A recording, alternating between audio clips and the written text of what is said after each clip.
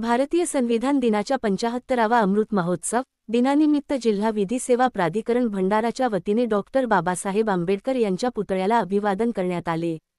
यावेळी शिस्तबद्ध पद्धतीने सर्व विधी सेवा प्राधिकरणाचे अधिकारी व कर्मचारी यांनी कोर्ट परिसरापासून रॅली काढत आणली।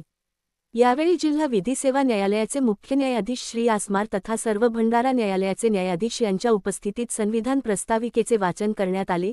यावेळी मोठ्या संख्येने जयम पटेल महाविद्यालयाचे एनएसएसचे विद्यार्थी मोठ्या संख्येने उपस्थित होते।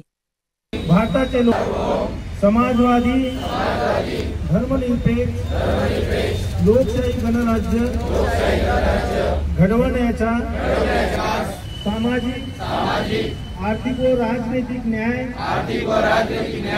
विचार कठीण गोष्ट आहे की आपण नेहमीच ऐकतो किंवा आता आपण उद्देश पत्रिकेमध्ये जे संविधानाचे पाहिलं समानता हा शब्द पाहिला।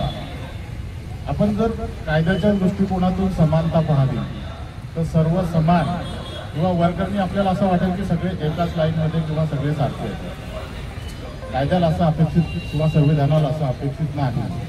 समानता म्हणजेच आता आपण एक पाहिलं की काही अधिकारी येतं किंवा मोठमोठ्या पदावरचे त्यांना खेळ सुरक्षा, काही लोकांना विशेष सुरक्षा किंवा काही लोकांना विशेष गोष्टी शासनाकडून दिल्या जातात।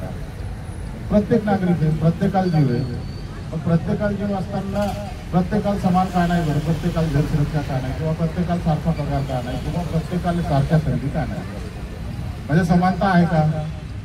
आपण जर असा विचार केला की समानता किंवा प्राईम मिनिस्टर सारख्या लोकांना 500 लोकांची सिक्युरिटी आणि एखादा गरीब रस्त्यावर पडला तरी त्याला पाहायला कोणी नसतं।